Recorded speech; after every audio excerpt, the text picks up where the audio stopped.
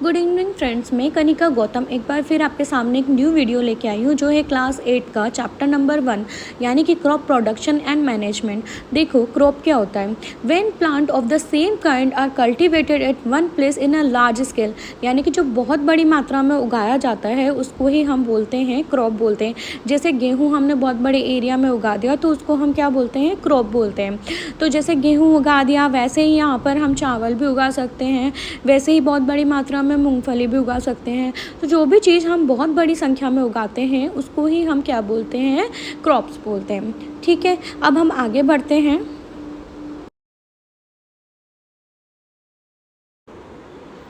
अब हम बात करते हैं टू क्रॉपिंग पैटर्न, यानी कि इंडिया में हम टू क्रॉपिंग पैटर्न यूज़ करते हैं। एक है खरीफ और दूसरा है रबी। खरीफ मतलब होता है, जैसे मैंने इसको याद करने की ट्रिक बनाई है, बारिश। तो बारिश 3 नंबर का अक्षर है, 3 अंक का अक्षर है। ऐसे ही खरीफ भी 3 अंक का अक्षर है। तो ये बारिश में होती है। बारिश में मतलब इनको पानी ज़्यादा चाहिए होता है। इनके एग्जाम्पल हैं जैसे पेड़ी, मेज़, सोयाबीन, कॉटन और ग्राउंडनट। ठीक है, अब यहाँ पे रेनी सीज़न मतलब होता है, इंडिया के अंदर बात की जाए तो जून से लेकर सितंबर तक। और दूसरा पैटर्न होता है रबी का। रबी मतलब छोटा वर्ड है और हिंदी में हम बोले तो सर्दी। तो सर्दी और रबी दोनों मिला हुआ है। अब ये विंटर में ग्रो की जाती है, जैसे अक्टूबर से लेकर मार्च तक। ठीक है, तो ये इसका एग्जाम्पल है गेहूँ, क्योंकि हम सभी गेहूँ की रोटी खाते हैं। वीट हमें तो पता ही होगा। ग्राम का मतलब है हमारे बेसन। ठीक है, पी मटर और मस्टर्ड। ठीक है, सरसों। तो ये चीज़ें हम क्या करते हैं, सर्दी के अंदर ग्रो की जाती है। जैसे अभी हम सरसों का साग खाते हैं। ठीक है, तो ये मस्टर्ड भी क्या किया जाता है, सर्दी में ग्रो किया जाता है।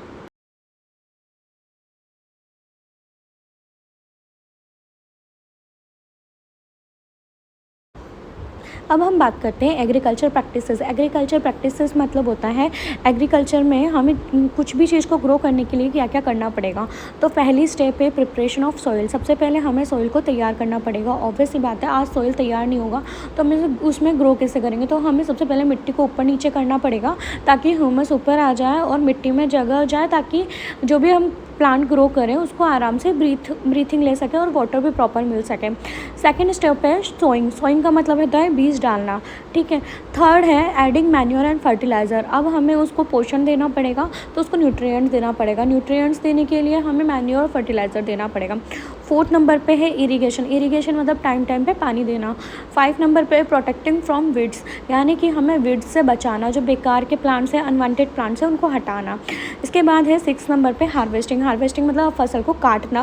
और सबसे लास्ट में जो 7th नंबर का है वो स्टोरेज है, क्योंकि जब हम बहुत बड़ी मात्रा में क्रॉप को ग्रो करेंगे तो हमें उसको इकट्ठा करना पड़ेगा।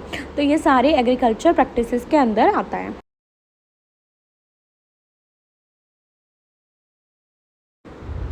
अब इसमें सबसे पहला पॉइंट है प्रिपरेशन ऑफ सॉइल, यानी कि सॉइल को प्रिपेयर करने के लिए क्या करना पड़ेगा। तो सबसे पहले to loosen up the soil, soil को लूज़ करना पड़ेगा ताकि आराम से वो एयर अंदर जा सके मिट्टी में और प्लांट अच्छे से ग्रो कर सके। सेकंड है this allow to root the penetrate deep into the soil, यानी कि रूट को अंदर जा सकता है ताकि वो अच्छे से ग्रो करेगा। रूट अच्छे से नीचे जाएगी तो वो ग्रो अच्छे से करेगा, है ना। The loose soil allow the roots breathe easily. तो लूज सॉइल, मिट्टी अगर लूज़ रहेगी तो रूट्स जो है वो ईजिली सांस ले सकते हैं। The लूजन soil help in the growth of earthworm and microbes present in the soil. तो जो लूजन सॉइल होता है उसकी वजह से जो अर्थवॉर्म है और छोटे छोटे जो बैक्टीरिया हैं वो अच्छे से ग्रो करेंगे, और ग्रो करेंगे तो वो प्लांट को अच्छा नरिश करेंगे, मिट्टी को ह्यूमस देंगे, जिससे अच्छे से ग्रो हो पाएगी कोई भी चीज़। 5 नंबर पे है few centimetre of top layer of soil support plant growth. केवल थोड़ी सी एरिया ही जो है वो प्लांट ग्रोथ को सपोर्ट करता है, तो इसलिए हम मिट्टी को ऊपर नीचे करते हैं तो ह्यूमस अच्छा से प्रोवाइड हो जाता है। The process loosing the turning of the soil, यानी loosing and turning of the soil is called ploughing and tilling. तो देखो क्या होता है कि अगर मान लो मिट्टी को जब हम खोद के उल्टा सीधा करते हैं तो इस प्रोसेस को बोला जाता है लूजिंग, और मतलब इस प्रोसेस को बोला जाता है प्लफिंग और टिलिंग। तो ये हमें ध्यान रखना है। ठीक है, अब हम आगे बढ़ते हैं। तो ये पहला वाला पॉइंट था जो कि था प्रिपरेशन ऑफ सॉइल। अब हम बात करते हैं एग्रीकल्चर इम्प्लीमेंट्स के बारे में, यानी कि एग्रीकल्चर के लिए कौन कौन सी चीज़ें काम में ली जाती है। सबसे पहली बात है प्लफ। प्लफ मतलब टिलिंग द सॉइल। जैसे हमने पढ़ा था, सबसे पहला प्रोसेसर क्या होता है कि जो प्रिपरेशन ऑफ सॉइल होता है, तो प्रिपरेशन ऑफ सॉइल के अंदर प्लफ जो होता है, प्लफ मतलब होता है मिट्टी को अंदर से खोद के ऊपर नीचे करने का काम होता है। इसकी वजह से हमें क्या होता है, एक तो एयर प्रॉपर अंदर तक जाती है और वाटर भी प्रॉपर अंदर तक जाता है, ठीक है, ताकि कोई भी सीड है वो अच्छे से ग्रो हो सके। इसके बाद हम बात करते हैं सेकंड वाला जो टूल होता है वो होई होता है। होई मतलब होता है, जैसे मान लो अपन कोई भी चीज़ होती है, जैसे अपना कोई भी प्लांट अपन ग्रो कर रहे हैं, साथ में कुछ एक्स्ट्रा अनवांटेड प्लांट्स ग्रो कर जाते हैं, उसको हम वीड्स बोलते हैं। जो वो वीड्स है तो वो सॉइल को मतलब वो हमें ग्रोथ करने में हेल्प करने की जगह हमें नुकसान पहुंचाता है, तो हमें वो अनवांटेड प्लांट्स को हटाना चाहिए, तो उस वजह से होई काम में आती है। इसके बाद हम बात करेंगे कल्टीवेटर। देखो पुराने ज़माने में ये प्लफ और होई का यूज़ में लिया जाता था, लेकिन आज का टाइम कैसा है, टाइम सेविंग है और साथ में स्मार्ट वर्क करना पड़ता है, क्योंकि हार्ड वर्क का ज़माना अब गया। हार्ड वर्क भी करना होता है लेकिन स्मार्ट तरीके से। तो अब जो है कल्टीवेटर है। कल्टीवेटर में क्या होता है, एक तो ट्रैक्टर यूज़ में लिया जाता है। ट्रैक्टर से क्या है, टाइम बचता है और हम बहुत बड़े एरिया को ईजिली कवर कर सकते हैं। तो ये वाला जो काम ये जो करता है, ये प्लफिंग करने का काम करता है ट्रैक्टर के थ्रू। ड्राइवन कल्टीवेटर्स पीछे लगे होते हैं और पूरी की पूरी जगह को ये अच्छे से मिट्टी को ऊपर नीचे कर देता है। तो ये 3 मोस्ट इम्पॉर्टेंट इम्प्लीमेंट्स हैं हमारे फार्मिंग को लेके। अब हम बात कर रहे हैं सोइंग। सोइंग का मतलब होता है बीजों को बोना। तो देखो जब भी हम बीजों को बोएंगे तो हमें 2 चीज़ों का ध्यान रखना चाहिए। पहले तो जो बीज होने चाहिए, सीड्स होने चाहिए, वो बहुत अच्छी क्वालिटी के होने चाहिए। यूँ नहीं कि मतलब अपन ने उगा दिया और उससे चीज़ अच्छी फसल हुई ही नहीं, ठीक है। तो इसको पता लगाने के बाद इसको पता लगाने के लिए हम फ्लोटिंग सीड विजिबल टेस्ट करते हैं। मतलब यहाँ आप डायग्राम में देख रहे हैं, यहाँ पे 2 टाइप के सीड्स हैं। एक जो सीड्स है वो ऊपर फ्लोट करते हैं और दूसरे जो सीड्स हैं वो नीचे बैठे हुए हैं। तो इसका मतलब है जो फ्लोट कर रहे हैं उसका मतलब वो अंदर से खोखले हैं और वो मतलब अंदर नीचे नहीं बैठ रहे हैं। और जो ओरिजिनल सीड्स हैं, अच्छी क्वालिटी के सीड्स हैं, वो नीचे बैठ जाते हैं, क्योंकि वो उसके अंदर मतलब वो पूरे की पूरी क्वालिटी से रिलेटेड है और वो आराम से भारी होते हैं, ठीक है। अब इसके बाद हम बात करते हैं आइडेंटिफाई डैमेज सीड। अब इस प्रोसेस से हम डैमेज सीड को आइडेंटिफाई करते हैं और हम उन डेड सीड जो होते हैं ना, डैमेज सीड, उसको हटा देते हैं। और जो अच्छी क्वालिटी के सीड्स है जो कि सिंक हो जाते हैं पानी के अंदर, नीचे बैठ जाते हैं, उसको हम यूज़ में लेते हैं ताकि बहुत अच्छी खेती या बहुत अच्छी फसल हम ग्रो कर सकें, ठीक है फ्रेंड्स। अब हम आगे दूसरे टॉपिक की बात करते हैं। इस इमेज में हम बात कर रहे हैं कि जैसे पुराना आदि मानव जो होता है वो कैसे धीरे धीरे इतनी मेहनत करता है, इतनी मेहनत के बाद में वो खेती की ज़मीन बनाता है, उसके बाद में वो 1-2 बैल ख़रीदता है और उसके थ्रू वो एक अकेला आदमी पूरे के पूरे खेत को जोतता है। फिर धीरे धीरे करके वो धीरे धीरे अपग्रेड होता है और नए लेवल के वो अलग से टूल्स देखता है और उसके बाद वो पहले से ज़्यादा फसल ग्रो करता है। फिर टाइम के साथ में आज के ज़माने में क्या होता है, स्मार्ट किसान हो गए हैं, तो वो ट्रैक्टर का यूज़ करते हैं, तो जो फसल ग्रो होती है उसकी मात्रा और बढ़ जाती है और हम ज़्यादा मात्रा में ग्रो कर सकते हैं पूरी की पूरी कंट्री के लिए। तो एक छोटी सी इमेज हमें बहुत कुछ बता रही है एग्रीकल्चर से रिलेटेड, जो हम पुराने ज़माने से अभी तक हमने क्या क्या चेंज किया है एग्रीकल्चर में। अब हम बात कर रहे हैं सोइंग की। सोइंग मतलब अब हमने बीज की क्वालिटी चेक कर ली।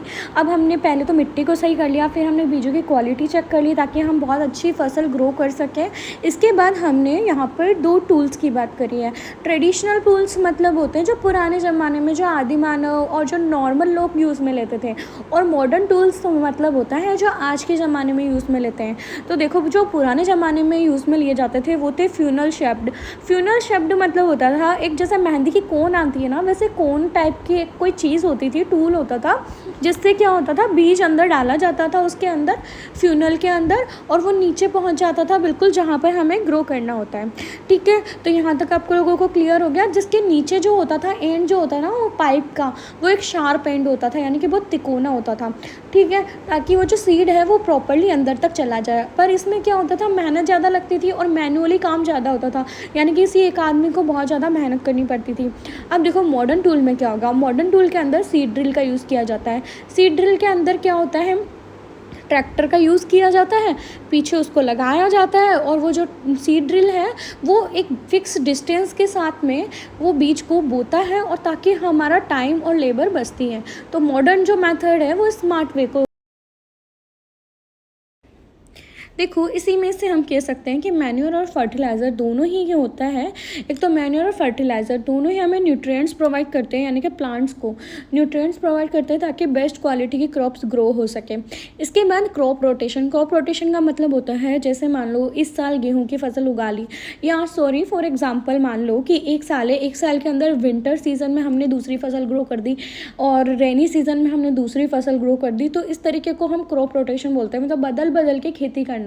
तो ये दोनों ही मेथड जो है वो प्रोवाइड न्यूट्रिएंट्स टू क्रॉप, यानी कि क्रॉप को न्यूट्रिएंट्स प्रोवाइड करते हैं। जैसे हमारे लिए न्यूट्रिएंट्स है प्रोटीन विटामिन, वैसे ही मैन्योर फर्टिलाइज़र और क्रॉप रोटेशन दोनों ही क्रॉप्स को न्यूट्रिएंट्स प्रोवाइड करते हैं।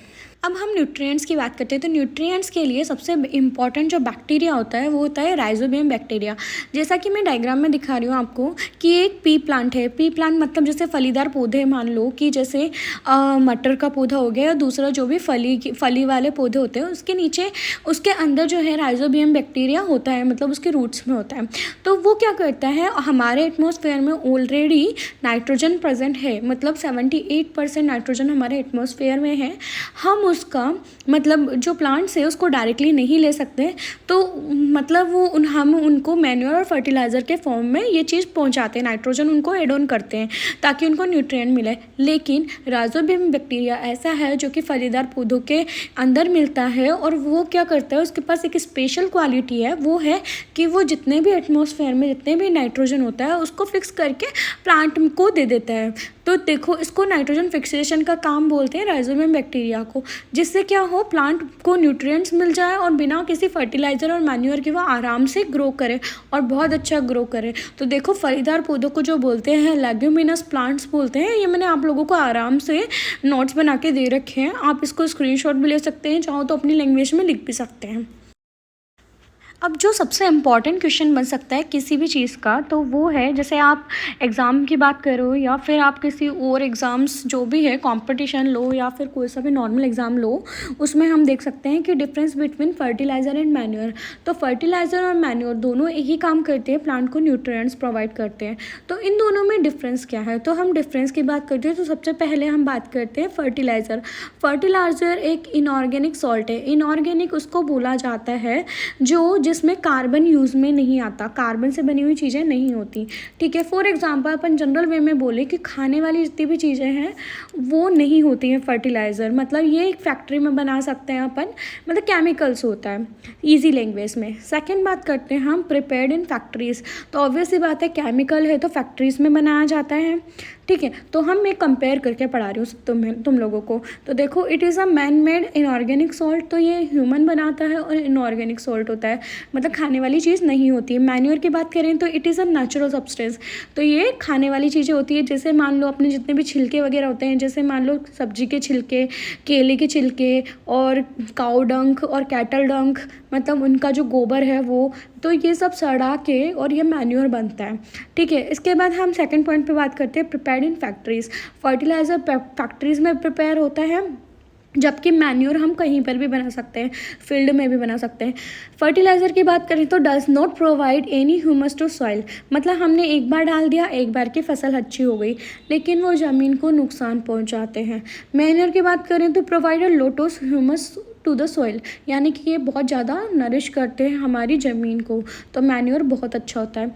फोर्थ नंबर की बात करें तो very rich in plant nutrients, तो इसमें अंदर प्लांट न्यूट्रिएंट्स ऑब्वियस ही बात है ज़्यादा अच्छे होंगे क्योंकि केमिकल्स है इसके अंदर, तो इसके अंदर नाइट्रोजन, फास्फोरस और पोटेशियम होता है। जबकि मैन्योर की बात करें तो फर्टिलाइज़र के मुकाबले कम न्यूट्रिएंट्स होते हैं, लेकिन फिर भी हम नॉर्मली जनरली बात करें तो manure is best then fertiliser, ठीक है।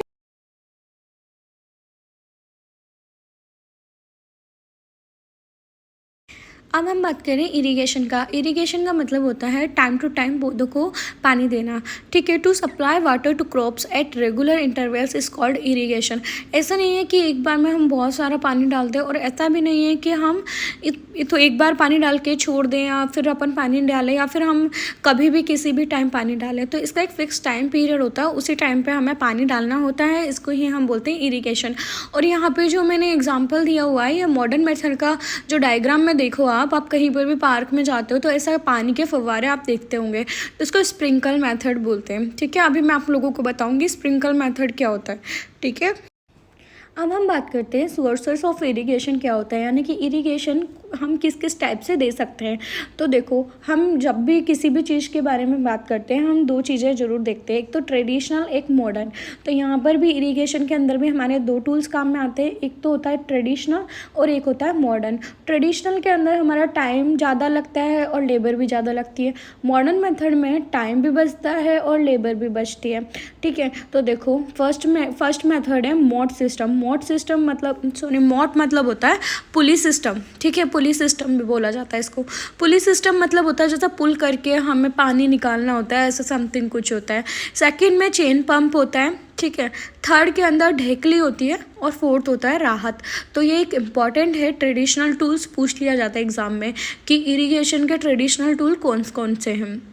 अब इसके बाद हम बात करेंगे मॉडर्न टूल्स। मॉडर्न टूल्स कौन से हैं, देखो स्प्रिंकल सिस्टम एंड सेकंड है डिप सिस्टम।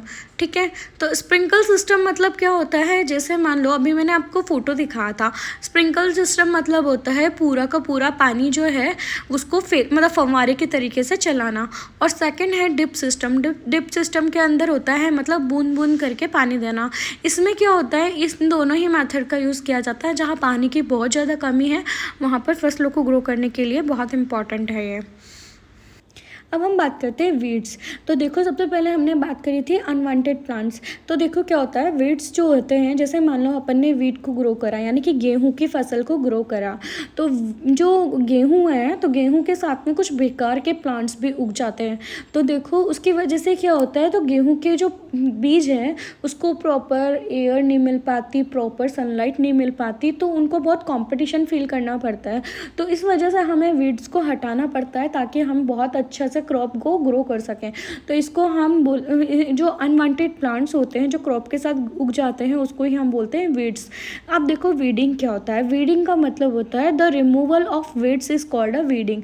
मतलब वीड्स को हटाने के प्रोसेस को ही हम बोलते हैं वीडिंग। ठीक है, यहाँ तक क्लियर।